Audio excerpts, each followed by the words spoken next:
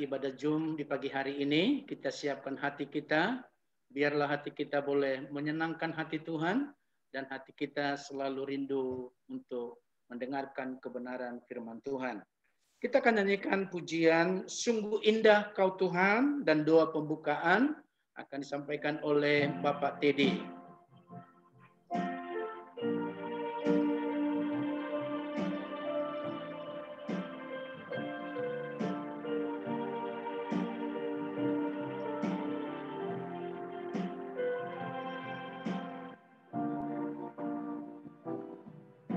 Ku cari wajah-Mu, temukan kasih-Mu. Kau bukan Tuhan yang jauh dariku.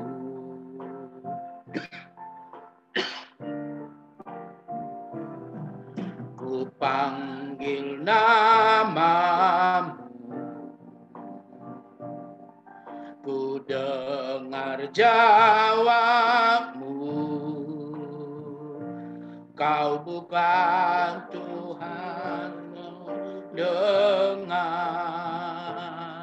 seruan hatiku. Sungguh indah Kau Tuhan, penuh kasih dan sayang. Kau tempat penghiburan bagi setiap hati yang terluka.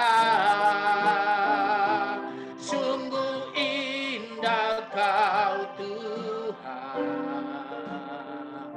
menara perlindungan. Kau sumber kekuatan bagi semua orang yang membutuhkan. Sumber kekuatan, sumber kekuatan, sumber kekuatan, sumber kekuatan bagi semua orang yang membutuhkan.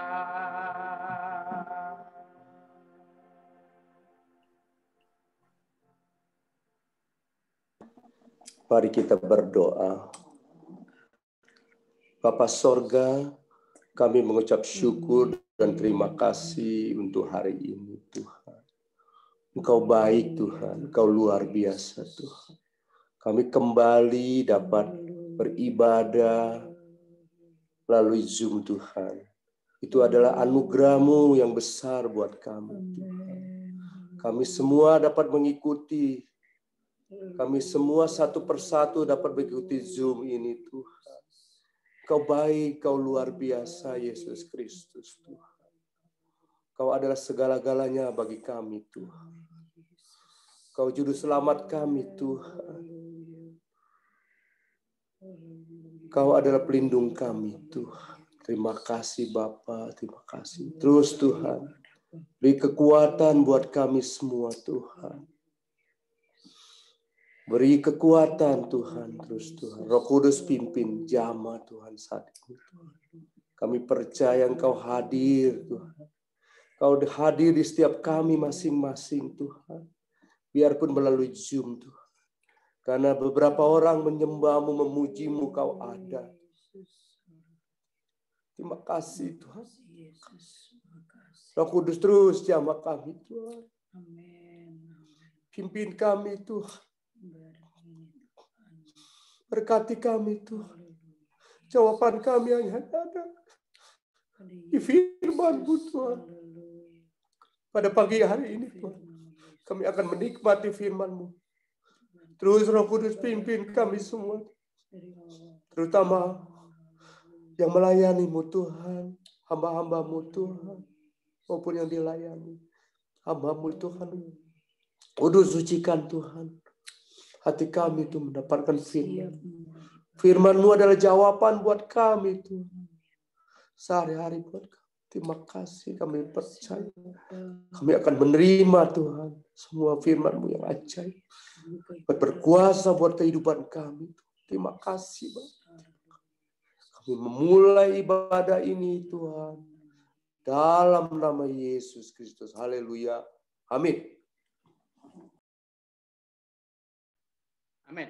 Puji Tuhan bahwa kita tetap bersukacita karena kita ada di rumah Tuhan. Walaupun kita di rumah masing-masing, tapi kita ada di dalam hadirat Tuhan. Kita akan nyanyikan pujian Sorak Hosana. Saat ini ku datang lagi.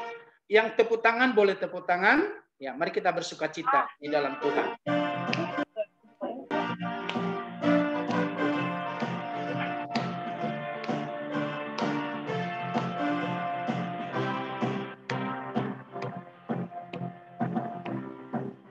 Saat ini ku datang lagi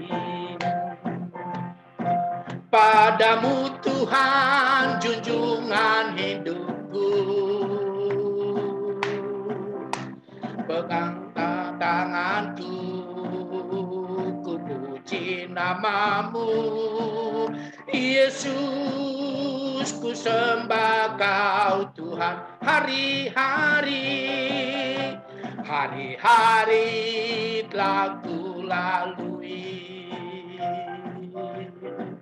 bersamamu Tuhan ku rasa bahagia. Peganglah tanganku, tuntunlah jalanku, Yesus, Kaulah segalanya. Haleluya, haleluya, sorak hosana. Haleluya, glory bagimu. Haleluya, sorak hosana. Terpujilah namamu. Haleluya, haleluya, sorak hosana. Haleluya, glory bagimu. Haleluya, sorak hosana. Terpujilah namamu. Terpujilah namamu. Terpujilah namamu. Ibu Ratna akan memberikan kesaksian. Waktu dan tempat saya berikan. Selamat pagi, selamat bertemu kembali di dalam kasih Tuhan. Saya mau saksikan pertolongan Tuhan yang tidak pernah terlambat. Bapak Gembala sering mengajar kami, andalkan Tuhan, jangan sombong, tetap setia kepada Tuhan, setia berdoa, setia kepada keluarga. Nah, di dalam kesaksian ini, saya ingin saksikan kesetiaan di dalam berdoa, setia di dalam bedstone, tekun di dalam bedstone. Itu yang saya akan saksikan. Kejadiannya tanggal 8 November yang lalu, saya harus menyiapkan 2 orang tugas asyir untuk blessing jam 10 pagi di Shangri-La Hotel. Pukul 8, saya dan 2 asyir, saya sebut nama aja, Ika dan Laura, akan di rapid test. Kami berdua lolos, tapi anak saya satu, Laura, garisnya 2, jadi dia tidak lolos. Dan saat itu juga saya diminta untuk ganti orang. Dan jam sudah menunjukkan pukul 9. Saudara-saudara, apakah Tuhan membiarkan keadaan itu? Tidak. Pertolongannya tidak pernah terlambat. Ika langsung menelpon maminya yang sempat tadi mengantar dia bersama kakaknya Sally. Saudara, mereka itu sedang makan di satu tempat tidak jauh dari hotel. Sehingga mereka mudah sekali kembali ke Shangri-La dalam waktu yang cepat. Puji Tuhan. Dan Sally menggantikan Laura. Kami masih sempat berdoa sebelum mereka bertugas. Dan ini sudah menjadi treatment di tim kami. Sebelum bekerja, sebelum bertugas, mereka blocking. Selalu kami berdoa. Puji Tuhan, semua berjalan dengan baik. Dan oleh karena itu, pagi hari ini saya menghimbau kepada saudara, marilah kita yang sudah bergabung di dalam Zoom setiap minggu ini, kita setia di dalam Bedstorm juga. Jadi saudara lebih awal, 8.15 saudara sudah join bersama kami, dan berakhir di jam 10 pagi, itu waktu yang tidak lama. Mari saudara, setialah di dalam Bedstorm, karena kita akan melihat betapa besar kuasa Tuhan. Saudara akan menikmati hasilnya seperti Bapak Gembala yang firmankan di dalam ibadah-ibadah. Tuhan Yesus memberkati.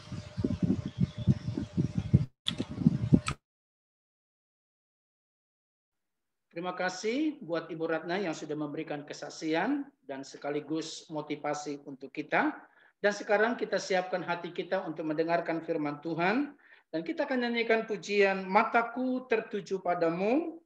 Dan hati kita boleh siap mendengarkan firman Tuhan. Haleluya.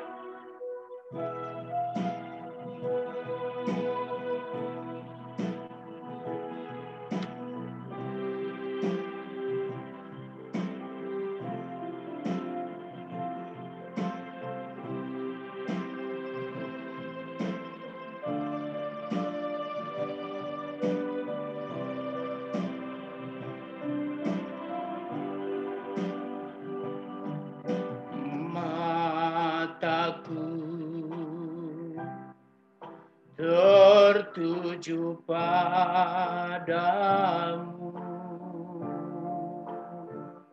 segenap hidupku ku serahkan padamu. Bimbing aku masuk rencanamu untuk membesarkan kerajaanmu.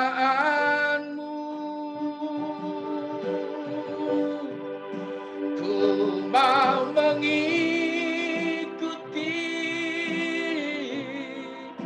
kehendak-Mu ya Bapa. Ku mau selalu menyenangkan hatiku. Ku mau mengikuti, ku mau mengikuti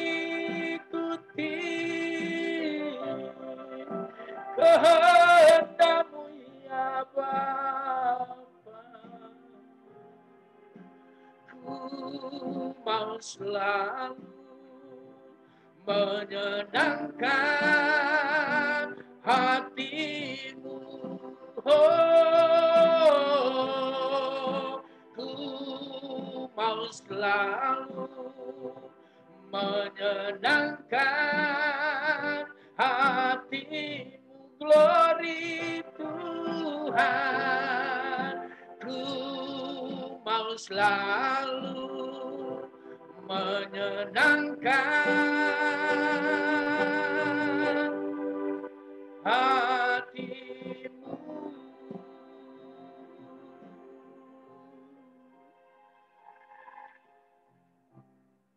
Inilah kami mau menyenangkan hati-Mu ya Tuhan. Ketika kami duduk seperti Maria untuk mendengarkan kebenaran firman Tuhan, kami haus dan kami lapar, kami rindu ya Tuhan, karena kami tahu kebenaran firman-Mu akan membebaskan kami, memberkati kami, menolong kami.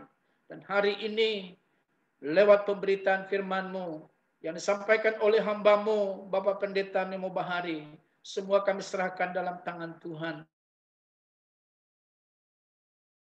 Misi dan jemaat-Mu yang mendengar, tidak ada satupun yang terlewatkan. Kami sama-sama diberkati. Kami buka hati kami siap untuk mendengarkan firman-Mu. Karena mata kami hanya tertuju kepada Engkau. Di dalam nama Tuhan Yesus Kristus, kami sudah berdoa dan bersyukur kepada Tuhan. Haleluya. Amin.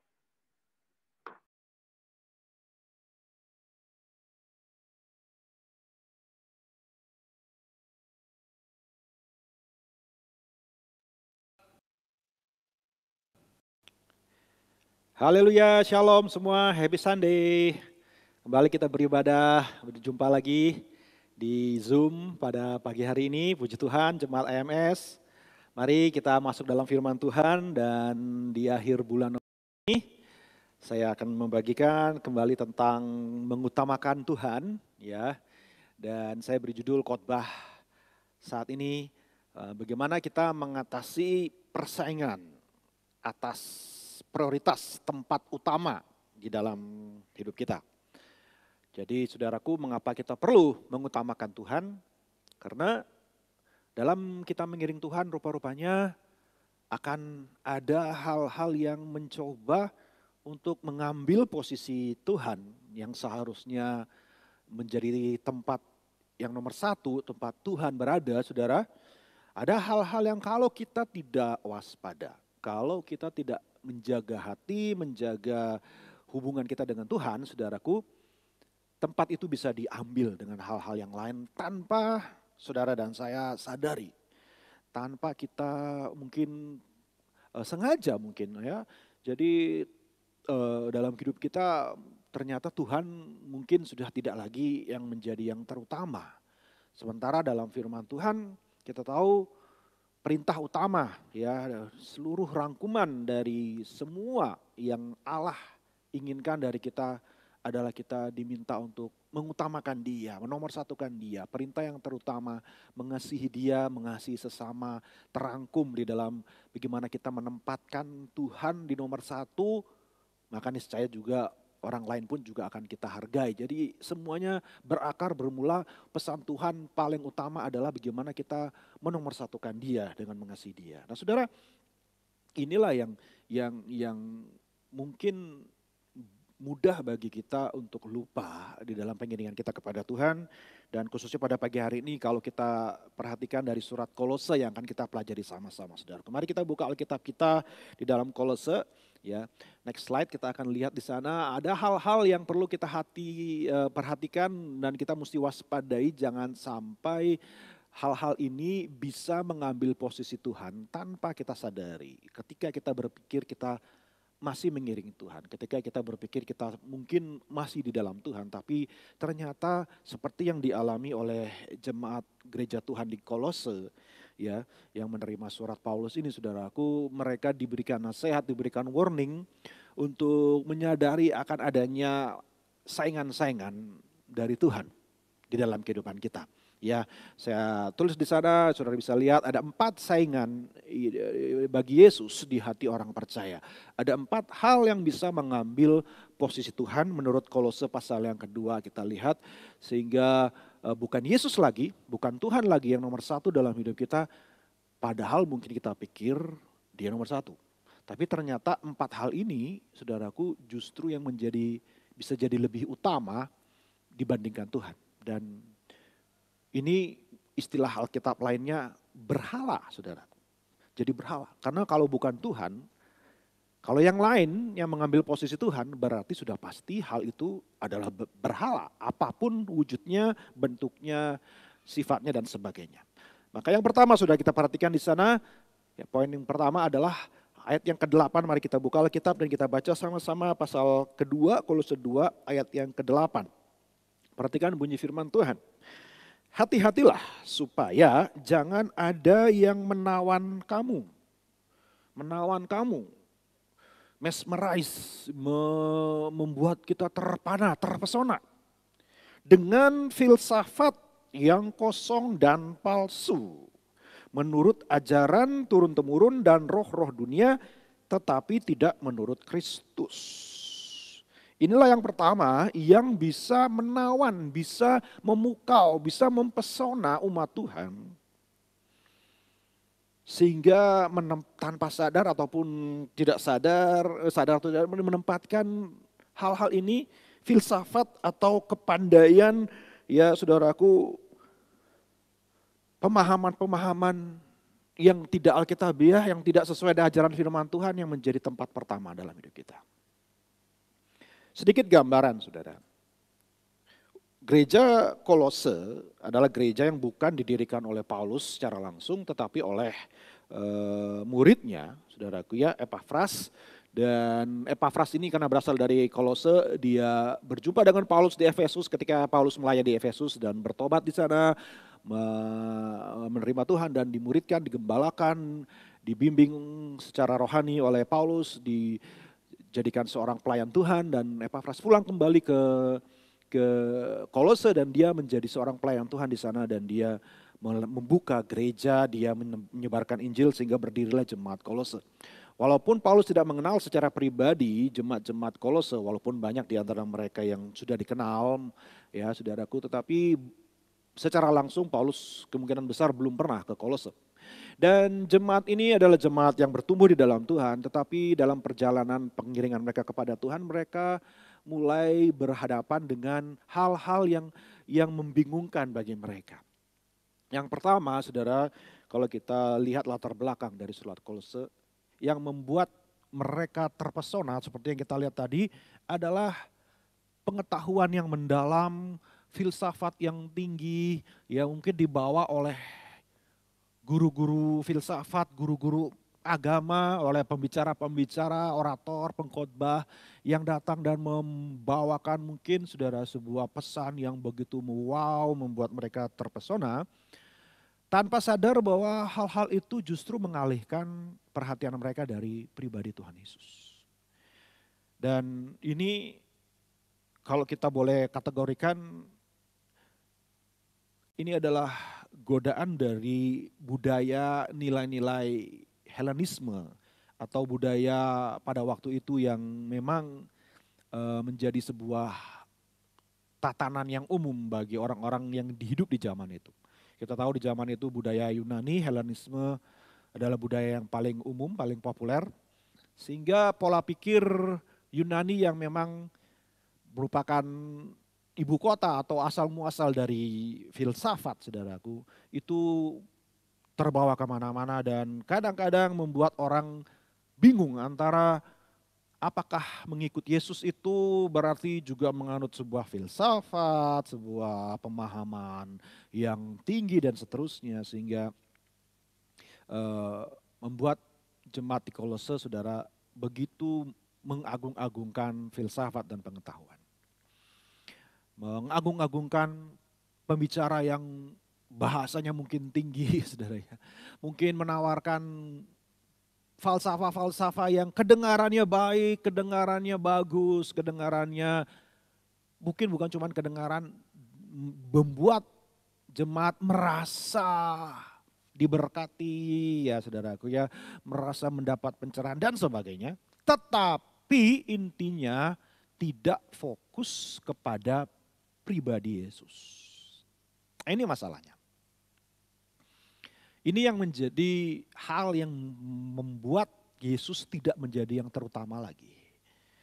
Saudaraku, filsafat dan juga tradisi manusia dikatakan di sini. Filsafat diajarkan turun-temurun yang diwujudkan dalam tradisi ritual, ya tindakan gaya hidup seremonial dan sebagainya, saudaraku.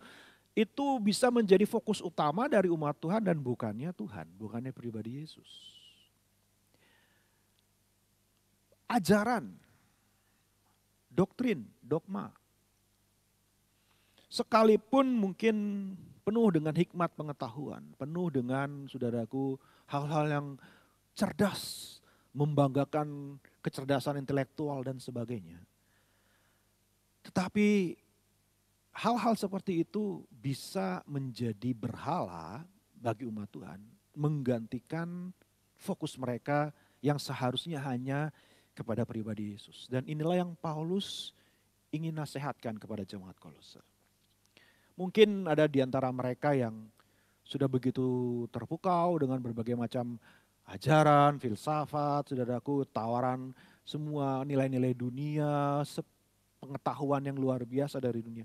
Sehingga mereka tidak lagi fokus kepada pribadi Yesus.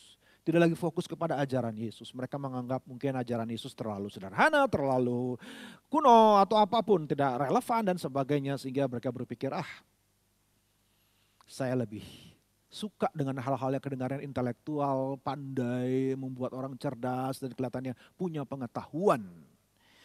Dan memang gereja mula-mula salah satu tantangan mereka adalah orang-orang yang mengajarkan tentang pengetahuan yang tinggi, pengetahuan yang ya saudaraku transenden dan macam-macam saudara ya, yang mungkin hanya diberikan bagi orang-orang pilihan, orang-orang tertentu saja, tidak untuk semua orang percaya. Dan tentunya itu sangat bertentangan dengan apa ajaran firman Tuhan, karena Yesus dia terbuka bagi semua orang, asal orang mau datang mencari dia, belajar dari dia. Dia tidak pernah pilih-pilih, dia tidak pernah hanya membukakan kepada orang terpilih saja. Siapapun yang mau sungguh-sungguh cari dia pasti akan menemukan, dia pasti akan mendapatkan apa yang Tuhan mau ajarkan kepada dia. Bukan pilihan hanya kaum eksklusif. Jadi saudara, inilah filsafat dunia yang cenderung akhirnya pada akhirnya memegahkan diri sendiri, memegahkan kepandaian, memegahkan ya pengetahuan dan seterusnya. Pada akhirnya tidak lagi fokus kepada Yesus, tidak lagi fokus kepada kepala, kalau pakai ayat lain dalam Kolose, tidak lagi terikat menyatu kepada sang kepala, Kristus sebagai kepala kita, saudaraku, dan mereka sudah menjadi sesuatu yang bertumbuh di luar daripada tubuh Kristus. Yang kedua, saudara, apa yang menjadi saingan kita kalau kita tidak berhati-hati adalah seremonialisme dan ritualisme. Ya, mengikut seremoni, mengikut upacara, mengikut tradisi, tata ibadah, saudaraku, aturan-aturan agama, perintah-perintah agama, sekalipun semuanya baik. Tentunya ajaran agama, tentunya semua praktek-praktek upacara, ritual, ibadah, saudaraku, tata ibadah, liturgi atau apapun namanya, semuanya tentunya baik. Tetapi kalau kita tidak hati-hati, bisa jadi hal-hal seperti itu lebih utama daripada Tuhan itu sendiri. Kita lihat di dalam ayat yang ke-16 dan ayat yang ke-17, kembali kepada Kolose, saudaraku. Ayat yang ke-16 demikian bunyi firman Tuhan, karena itu janganlah kamu biarkan orang menghukum kamu, menghakimi kamu, menjudge kamu, menilai kamu, ya, mengenai makanan dan minuman atau mengenai hari raya, bulan baru ataupun hari Sabat. Itu semua saudaraku bicara tentang seremonial, aturan-aturan agama, liturgisme, ibadah, tata ibadah, saudaraku, perayaan-perayaan dan sebagainya.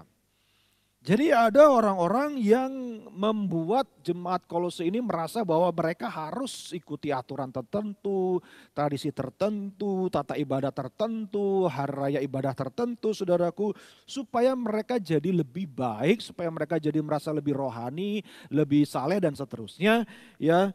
Walaupun sebenarnya semuanya itu sudah lewat di dalam kata Alkitab, dalam ayat lain Paulus katakan itu semua pengantar kepada Kristus, cuman pengantara untuk menghantar orang kepada Kristus. Bukan itu yang menjadi fokus utamanya. Ayat 17, semuanya ini hanyalah bayangan dari apa yang harus datang, sedang wujudnya ialah Kristus. Bayangan dengan wujud tentunya beda, saudaraku, sekalipun bayangan itu sangat mirip dengan wujud asli, tetapi bayangan bukanlah sang pribadi. Bayangan hanya bayangan. Bayangan hanyalah sebuah pancaran daripada yang aslinya. Tentunya kita salah fokus kalau kita lebih fokus kepada bayangan dan bukan kepada orang yang menjadi gambaran dari bayangan itu, saudaraku, ya. Wujud yang aslinya, itu yang lebih penting. Nah, rupa-rupanya jemaat Kolose terpukau dengan orang-orang atau guru-guru atau pengajar-pengajar yang mengajarkan tentang aturan-aturan ibadah. Lakukan ini, lakukan itu, begini cara ibadah yang benar, begini cara ibadah yang berkenan, ini bicara yang entah apalah istilahnya, saudara, ya kan. Dan ini boleh dikategorikan kalau kita kembali secara background surat Kolose. Kemungkinan mereka-mereka ini, guru-guru ini adalah mereka yang berasal dari latar belakang beragama Yahudi yang sangat menekankan tentang tradisi, aturan, hari raya, hari Sabat seperti yang disampaikan Paulus tadi saudara. Dan semua tata-tata ibadah secara liturgi, secara ya eksternal yang sayangnya justru bisa jadi lebih utama daripada sang pribadi Tuhan sendiri.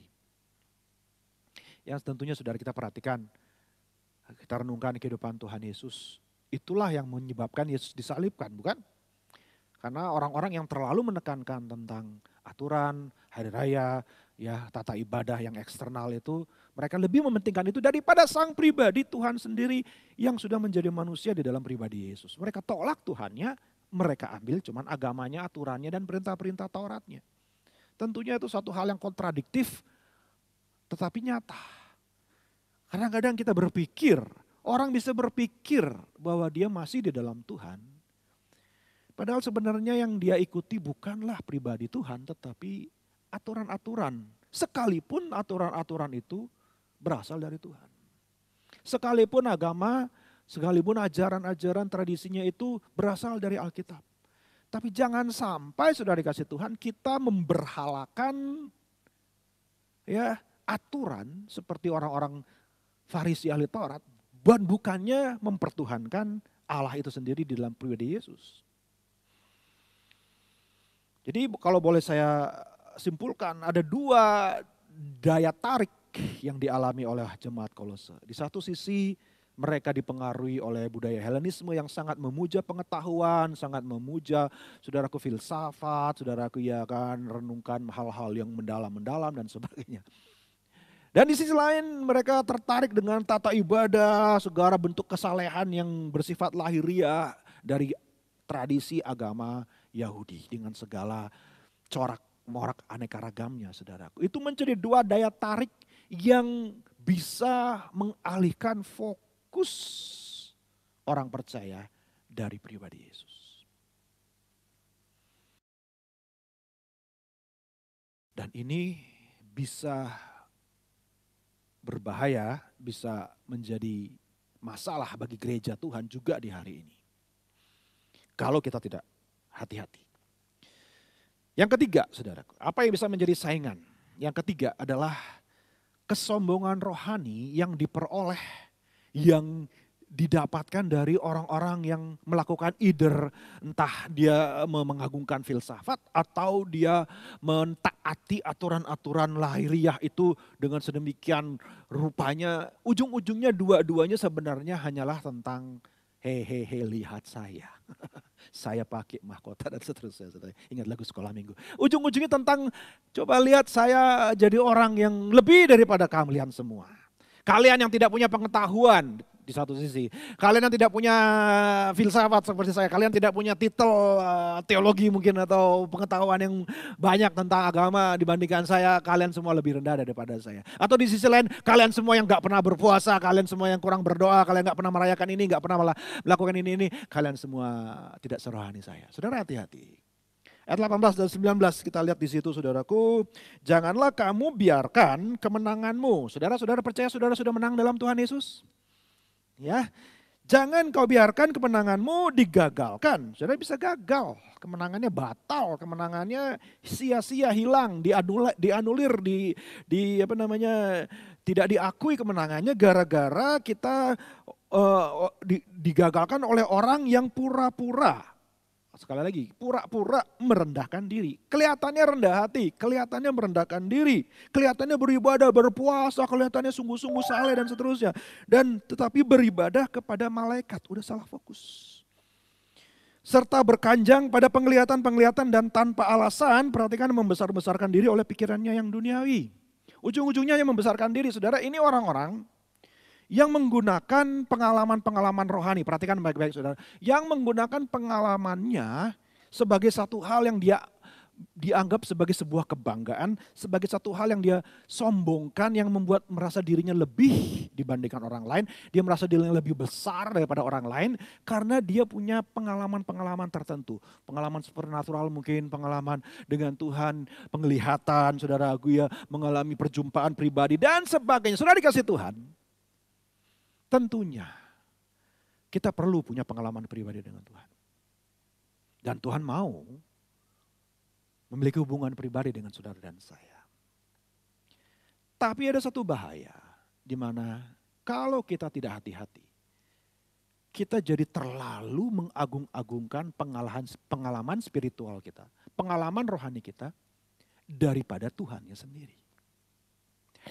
Ada orang yang lebih suka cari, saudaraku, perasaan-perasaan tertentu ketika dia datang cari Tuhan. Entah dia ibadah, entah dia berpuasa, entah dia lakukan apapun. Karena dia mencari sesuatu yang ingin dia rasakan, sesuatu yang wow, sesuatu yang supernatural, sesuatu yang ajaib luar biasa. Dan kalau dia nggak dapat itu, seolah dia pikir, berarti saya belum ketemu Tuhan. Berarti saya belum rohani. Berarti saya belum memiliki perjumpaan hubungan pribadi dengan Tuhan. Sudah dikasih Tuhan. Mohon maaf. Banyak kali anak Tuhan, khususnya dari kalangan kita sendiri yang percaya dengan hal-hal yang supernatural, percaya dengan mujizat, percaya dengan perkara-perkara ajaib daripada Tuhan. Amin, saya percaya, tidak sedikit pun saya ragukan itu. Tapi mudah bagi kita untuk kita anggap itu yang jauh lebih penting daripada iman kepada pribadi Yesus. Entah dirasakan, entah tidak dirasakan, dilihat, tidak dilihat, dialami hal yang supernatural ataupun tidak dialami. Yesus tetap ajaib dan luar biasa. Yesus tetap Tuhan. Entahkah dia mau menunjukkan keajaibannya dengan cara yang bisa kita rasakan, kita lihat. Ataupun dia tidak sama sekali pernah tunjukkan kedahsyatan keluar biasaannya menurut pola pikir kita. Walaupun setiap hari kita bisa lihat Tuhan itu ajaib dan dahsyat. Lihat saja saudara bangun pagi, lihat ke langit, saudara bisa lihat itu semua Tuhan ciptakan, dahsyatnya dia selalu ada. Tapi kalau kita sampai salah fokus, lebih cari pengalamannya dan bukan Tuhannya. Alkitab ajarkan.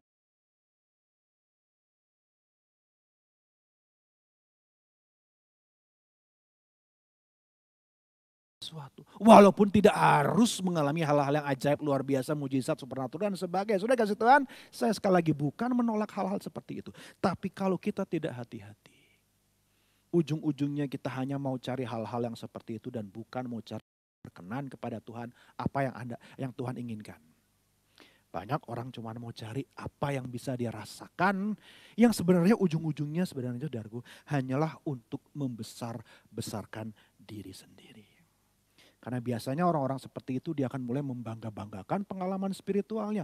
Membangga-banggakan pengalaman-pengalaman luar biasanya dengan Tuhan. Seolah-olah itu yang paling utama dalam hidupnya. Sudah dikasih Tuhan, ada banyak hal yang jauh lebih utama daripada hanya sekedar mengalami hal-hal yang luar biasa. Lebih berbahagia orang yang percaya namun tidak melihat. Daripada yang harus lihat dulu, ngalamin dulu. Punya hal-hal yang tertentu yang luar biasa dulu, baru mau percaya sama Tuhan. Sudah dikasih Tuhan. Percaya kepada Yesus. Entah dilihat, entah tidak dilihat, entah dialami, entah tidak dialami. Entah ada hal yang terasa luar biasa ataupun tidak. Tuhan Yesus tetap luar biasa. Haleluya. Dia tetap luar biasa. Ada mujizat, tidak ada mujizat, dia tetap Allah. Pernah kita mengalami hal-hal yang luar biasa ataupun kita hanya menjalani iman kita sehari demi hari dengan percaya kepada Tuhan. Dengan imani setiap janji, dengan imani setiap perkataannya. Dia tetap Allah. Dan justru dia lebih bangga kepada kita. Kalau kita tetap pegang teguh firman-Nya. Walaupun dia mungkin tidak mengikuti keinginan kita, rasa lapar kita atau saudaraku obsesi kita. Tentang hal-hal yang supernatural dan sebagainya. Haleluya. Sekali lagi saudara kasih Tuhan, tentunya saya rindu supaya setiap saudara punya pengalaman pribadi dengan Tuhan. Tapi gak susah kok saudara punya pengalaman pribadi dengan Tuhan. Saudara baca firman, saudara buka hati, saudara pasti ngalami firman Tuhan. Amin. Saudara pasti berjumpa dengan Tuhan secara pribadi di sini. Entah saudara merasa sesuatu atau tidak. Dia adalah firman. Haleluya. Yang keempat saudaraku. Apa yang bisa menjadi berhala atau yang bisa mengambil posisi Tuhan dalam hidup kita adalah aturan-aturan agamawi. Kembali lagi sama kaitannya dengan yang nomor 2. Tadi kita baca dalam ayat yang selanjutnya ayat 20. Apabila kamu telah mati bersama-sama dengan Kristus dan bebas dari roh-roh dunia. Mengapa kamu menaklukkan dirimu? Perhatikan saudara, hal-hal ini akan membuat kita takluk. Hal-hal ini akan membuat kita dikekang, diperhamba, diperbudak. pada rupa-rupa peraturan. Kita mengekang diri kita, mengatur diri kita, memperbudak diri kita. Seolah-olah kamu masih hidup di dunia. Nah inilah satu hal yang membutuhkan sebuah hikmat dari Roh Kudus. Dan saya berdoa supaya Roh Kudus membuka pikiran saudara. Buat tahukah saudara secara rohani bahwa saudara sudah bersama dengan Yesus. Itu kata Kolose. Saudara saat ini sudah bersama dengan dia duduk di tempat yang maha tinggi secara rohani. Saudara sudah menjadi warga negara kerajaan sorga.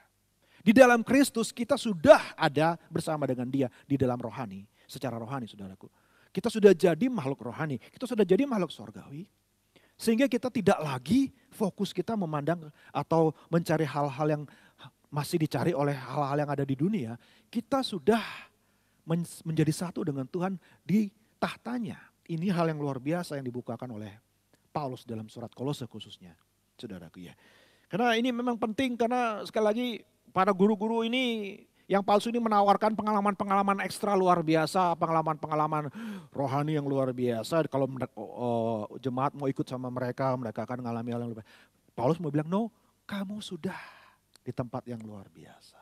Di dalam Yesus, kita yang sudah menyatu dengan Kristus, kita sudah ada di tempat yang luar biasa. Gak perlu lagi cari-cari yang aneh-aneh, saudaraku ya. Saudara dan saya sudah ada bersama-sama dengan dia saat ini secara rohani di sorga. Haleluya. Ayat 21, jangan jamah ini, jangan kecap itu, jangan sentuh ini, semuanya itu hanya mengenai barang yang binasa oleh pemakaian dan hanya menurut perintah-perintah dan ajaran-ajaran manusia. Semuanya hanya tentang hal-hal yang dibuat oleh manusia. Peraturan-peraturannya, tata caranya, saudaraku ya dan sebagainya.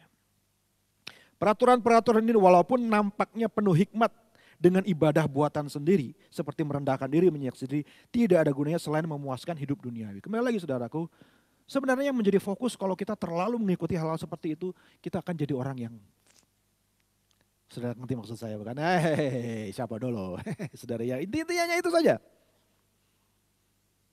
Padahal kalau kita benar-benar menjadi pengikut Yesus, kita semakin berkurang, Yesus semakin bertambah.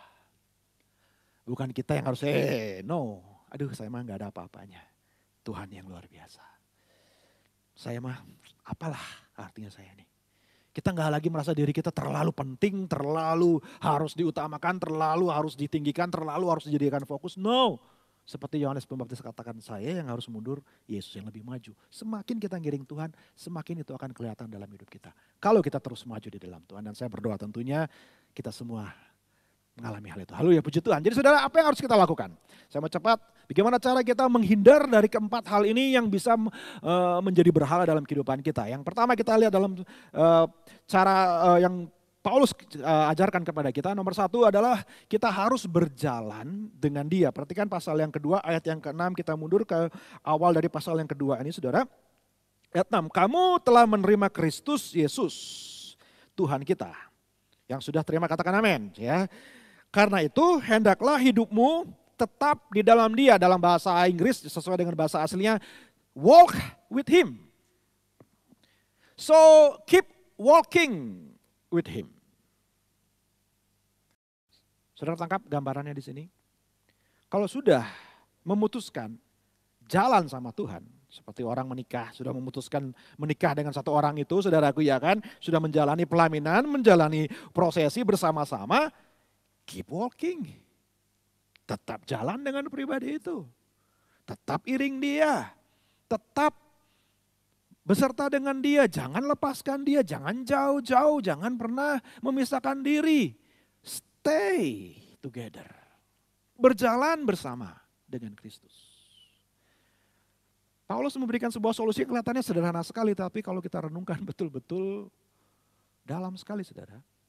Jalan dengan Tuhan. Jalan bersama dengan Tuhan. Keep walking with him. Jangan biarkan apapun meraih tangan kita yang sedang menggandeng Tuhan. Diraih dengan tangan yang lain sehingga kita digandeng ke tempat yang lain. Dan kita sudah tidak lagi menggandeng Yesus. Bukan lagi Yesus yang jadi nomor satu. Yang lain ternyata. Sekalipun kedengarannya baik. Filsafat tentunya baik. Agama, aturan tentunya baik. But saya sudah sering kali bilang, pilihan anak Tuhan bukan memilih antara yang baik dengan yang buruk, tapi memilih antara yang baik dengan yang lebih baik atau yang terbaik, saudara. Tidak ada yang lebih baik daripada Tuhan Yesus. Kita tetap pilih Tuhan Yesus, apapun yang lain itu sekalipun baik semuanya. Tapi yang Tuhan mau kita walk with Him. Berjalan berarti kita harus stay dekat. Karena ketika kita melakukan sebuah perjalanan tentunya kita menuju suatu arah, menuju sebuah tempat, ada yang hendak dicapai saudaraku. Dan selama kita berjalan dengan Tuhan, tujuan kita akan tercapai.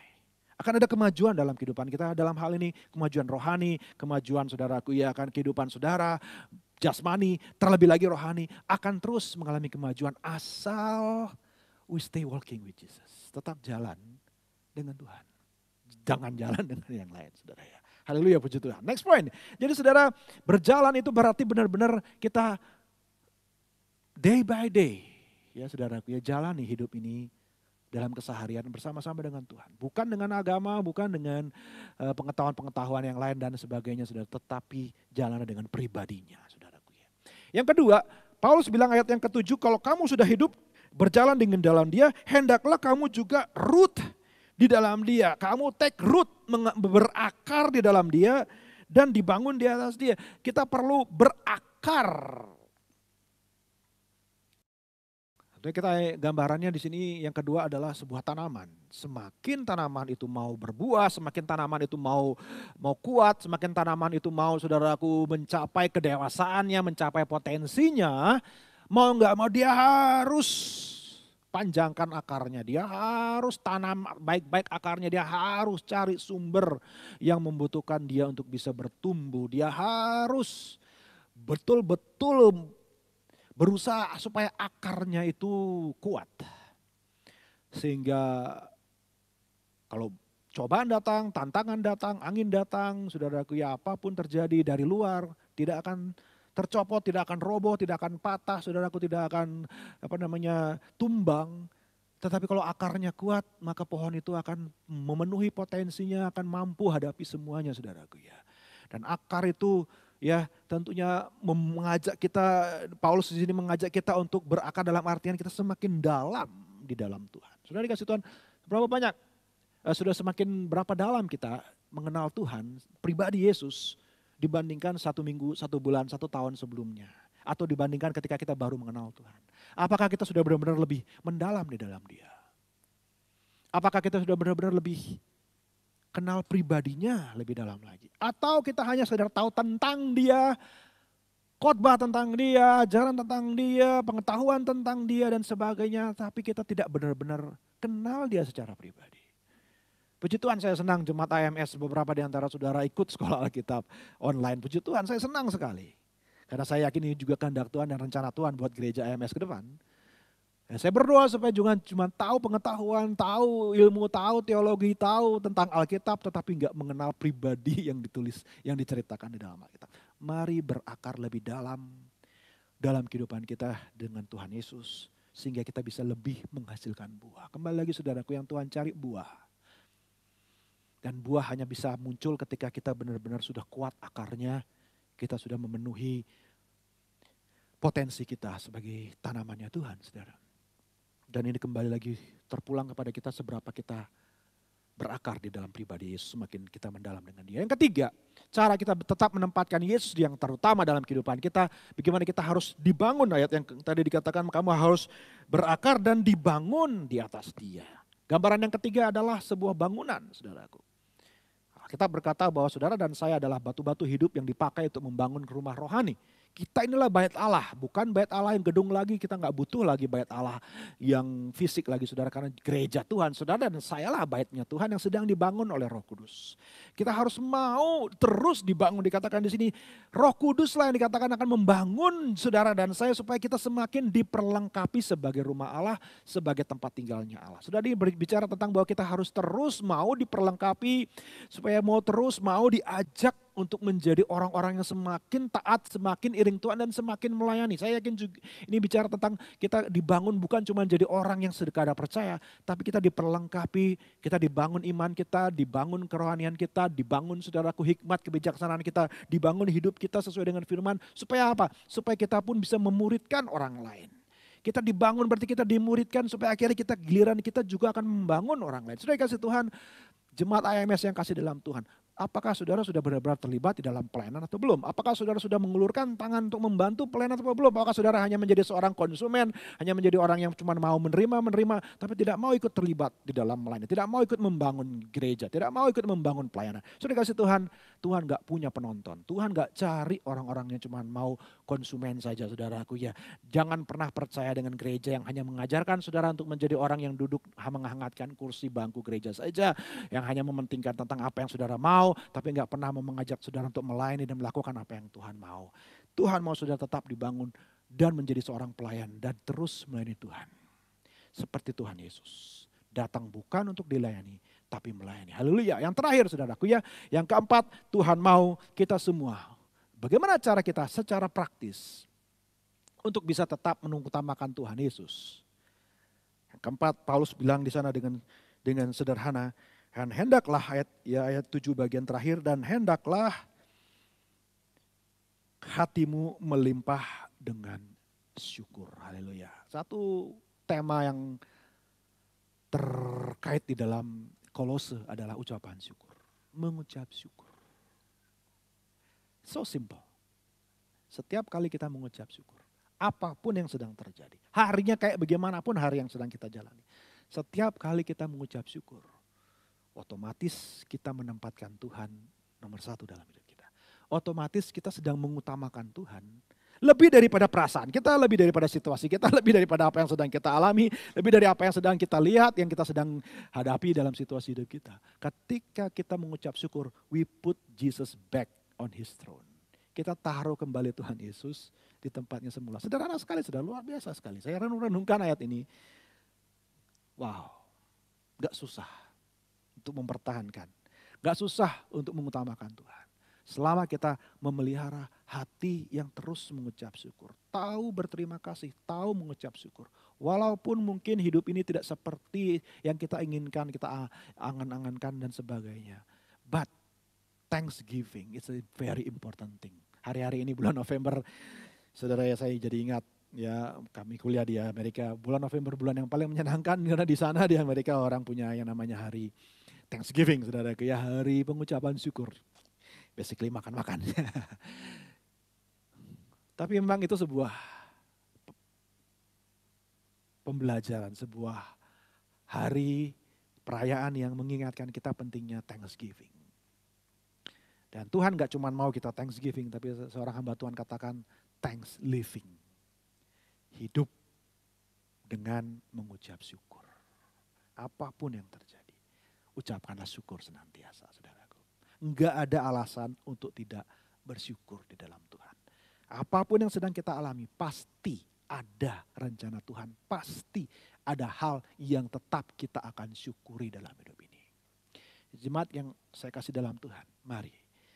Mungkin hari-hari ini membuat kita banyak mengeluh, membuat kita banyak merasa sulit. Mungkin hari-hari seperti ini banyak menguji kesabaran kita, menguji karakter kita. Tapi inilah latihan dari Tuhan yang mengingatkan kita, mari kita mengucap syukur dalam segala hal. Haleluya. Mari temukan alasan untuk tetap berterima kasih kepada Tuhan. Pagi hari ini kiranya firman Tuhan memberkati setiap saudara. Dan kiranya Tuhan tetap menjadi yang nomor satu dalam hidup saudara. Dan mari kita praktekkan ucapan syukur.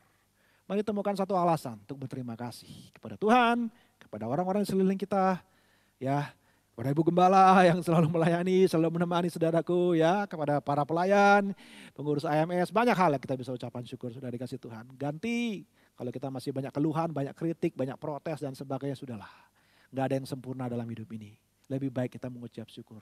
Karena orang yang mengucap syukur diberkati sama Tuhan. Haleluya. Orang yang mengucap syukur hatinya gembira, dan hati gembira itu adalah obat yang manjur. Orang yang mengucap syukur sudah dikasih Tuhan, harinya pasti akan lebih cerah daripada orang yang cuma menggerutu dan bersungut-sungut. Haleluya, puji Tuhan. Mari saudara, sebelum saya akhiri firman Tuhan, saudara boleh senyum dulu pagi hari ini. Yang belum mengucap syukur ya, senyum kiri kanan. Haleluya, puji Tuhan. Dan mari saya akan akhiri firman Tuhan, kita berdoa sama-sama. Mari kita berdoa. Terima kasih Bapak Surgawi buat firman-Mu pada saat ini Tuhan. Hamba sudah selesai berbicara. Tapi biarlah Roh Kudus-Mu mengingatkan kami terus betapa pentingnya kami menempatkan pribadi-Mu yang lebih utama di atas segala-galanya. Lebih dari segala hal dalam dunia ini. Lebih dari siapapun Tuhan. Lebih dari apapun yang ada dalam hidup ini. Engkaulah yang terutama ya Tuhan Yesus. Jangan pernah Kau biarkan kami menggantikan posisimu dengan yang lain ya Tuhan. Jangan pernah Kau biarkan kami fokus kepada yang lain dan bukan kepada Engkau secara pribadi Tuhan. Dan tolong kami Bapa, tolong kami Roh Kudus, supaya kami tetap mau hanya mencari Engkau saja, mengutamakan Engkau saja di atas segala-galanya. Dan lebih dari apapun dan siapapun, menempatkan Engkau selalu yang terutama, terpenting dalam hidup ini. Hamba berdoa kiranya Tuhan melawat, menghibur, menguatkan, memberkati, menyertai, memberikan kesehatan, kekuatan bagi setiap jemaat AMS Tuhan. Dan semua yang mengikuti ibadah ini hari ini Tuhan. Hamba percaya Engkau tidak pernah menyuruh kami mencari Engkau dengan sia-sia. Karena dalam ibadah kami mengandung janji yang besar. Terima kasih Tuhan, berkat-Mu atas kami semua. Berkat-Mu atas firman-Mu yang sudah kami simpan dalam hati kami. Dalam nama Tuhan Yesus kami sudah berdoa. Haleluya. Amin. Puji Tuhan saudaraku. Happy Sunday semuanya. God bless you. Sampai jumpa lagi.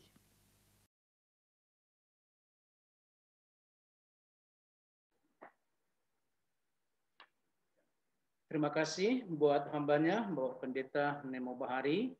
Semua kita sudah diberkati oleh Tuhan pagi hari ini. Karena itu, biarlah nama Tuhan dipermuliakan. Dan selanjutnya saya akan berikan kesempatan untuk Bapak Gunadi untuk menyampaikan pengumuman waktu dan tempat saya sampaikan.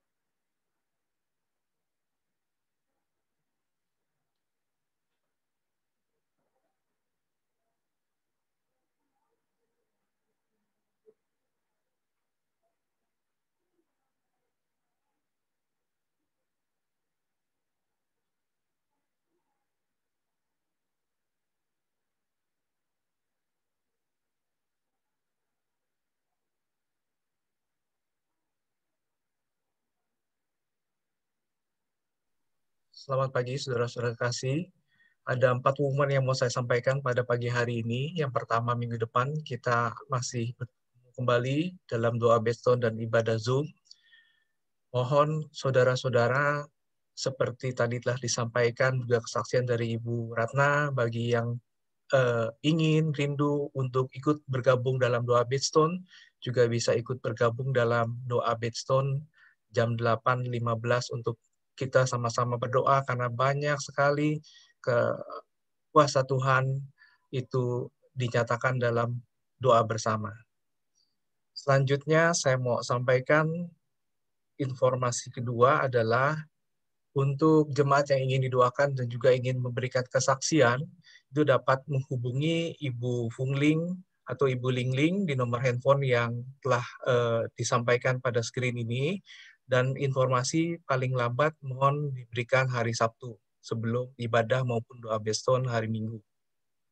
Selanjutnya pengumuman dari sekolah minggu, itu ibadah YouTube via online juga setiap minggu tetap berlangsung, dimulai jam 9.15, dan minggu ini dengan tema air hidup. Untuk Bapak Ibu dan juga Om Tante mungkin yang ada cucu, mungkin bisa minta linknya nanti untuk YouTube-nya itu ke Ibu Heni atau Ibu Sandy di sekolah minggu. Dan selanjutnya untuk mendukung kegiatan Sekolah Alkitab Cianjur, jemaat yang ingin memberikan persembahan bisa mentransfer ke rekening Yayasan Kabar Baik di nomor BCA yang tertera.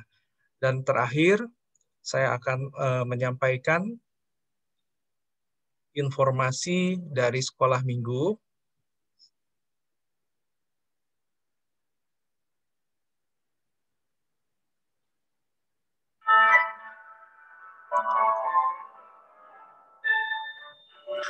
Adik-adik, sebentar lagi kita akan memperingati hari Natal. Siapa yang tahu Natal itu apa? Pintar. Hari kelahirannya Tuhan Yesus. Nah, sekolah minggu akan mengadakan acara lomba menyanyi.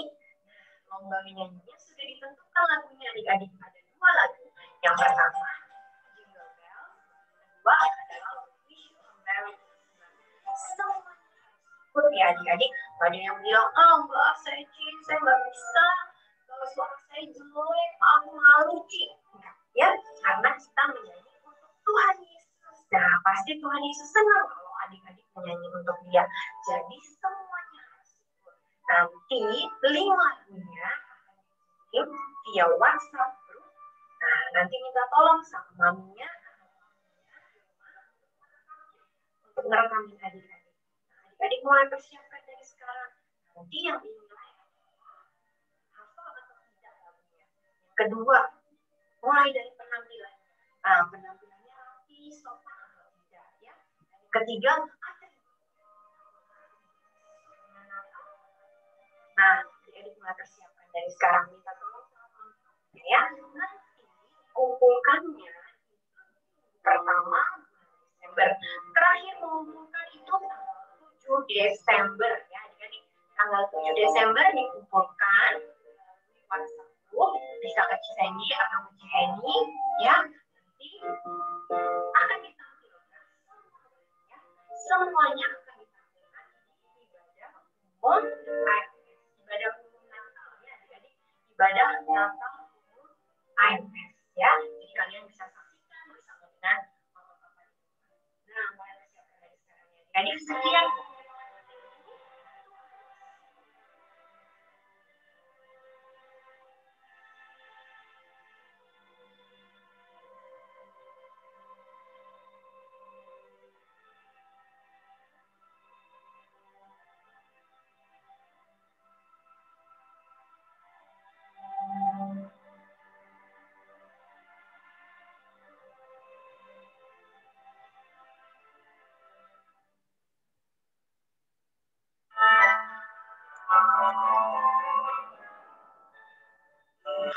Adik-adik, sebentar. Demikian informasi pengumuman yang disampaikan dari sekolah minggu yang telah saya sampaikan juga dari minggu lalu. Nanti video untuk informasi sekolah minggu juga akan diberikan via WhatsApp. Sekian pengumuman, Tuhan Yesus berkati. Terima kasih buat pengumuman yang kita sudah dengar bersama. Kiranya nama Tuhan yang ditinggikan dipermuliakan. Dan kita akan akhiri ibadah Zoom di pagi hari ini. Dan kita akan nyanyikan pujian Lingkupiku dan doa berkat, doa penutup. Saya akan serahkan kepada Ibu Gembala, Ibu Melani Awandatu.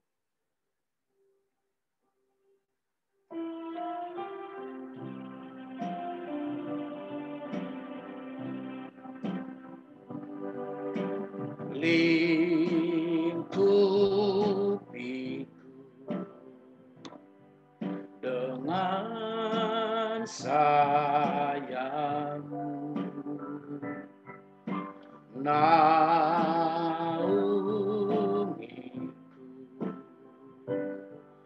dengan kuasa-Mu di saat badai bergelora. Ku akan terbang bersamamu, Bapa Kau Raja atas semesta. Ku tenang sebab Kau bersama Dia. Ku akan terbang bersamamu, Bapa Raja atas segala. Ku tenang sebab Kau Allah. Ku tenang sebab Kau Allah. Sekali lagi, ku tenang sebab Kau Allah.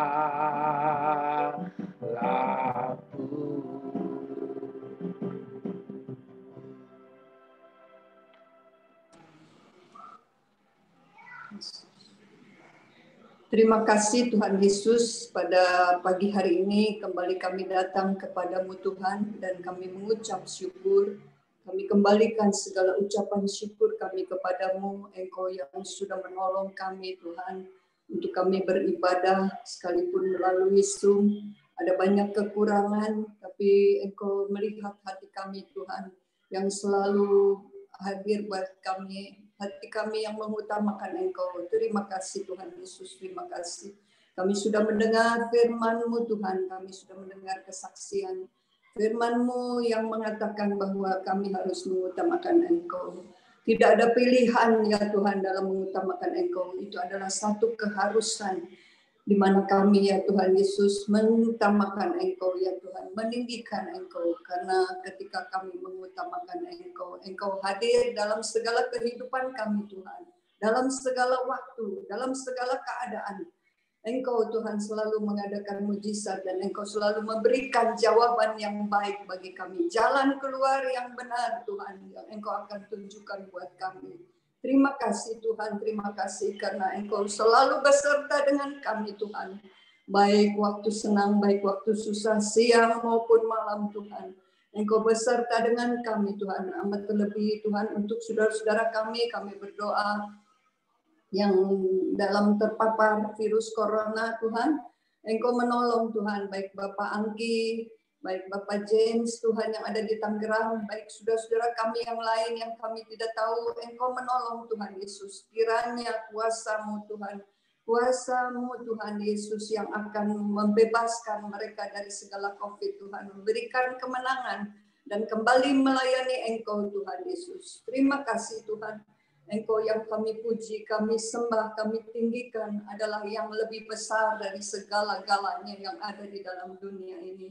Terima kasih Bapa, berkatilah kami semua Tuhan. Dan sebentar kami akan berpisah, kami juga Tuhan Yesus akan berpisah dengan membawa berkat yang dari Engkau, anugerah-Mu yang selalu baru bagi kami Tuhan. Dan kasih-Mu yang mengikat kami ya Tuhan menjadi satu sehingga kami boleh saling menghargai satu dengan yang lain, saling menghormati, saling ya Tuhan Yesus meninggikan. Terima kasih Bapa, terima kasih Yesus. Roh Kudus-Mu yang mengikat kami menjadi satu ya Tuhan Yesus. Terima kasih Bapa, pertemukan kami kembali Tuhan di minggu yang akan datang. Bahkan sepanjang minggu ini Engkau menolong kami memberkati dalam setiap rumah tangga anak-anak-Mu Tuhan, dalam setiap pekerjaan mereka. Engkau selalu ada. Terima kasih Tuhan, terima kasih Bapa. Di dalam nama Tuhan Yesus Kristus kami sudah berdoa dan mengucap syukur. Haleluya, haleluya, amin.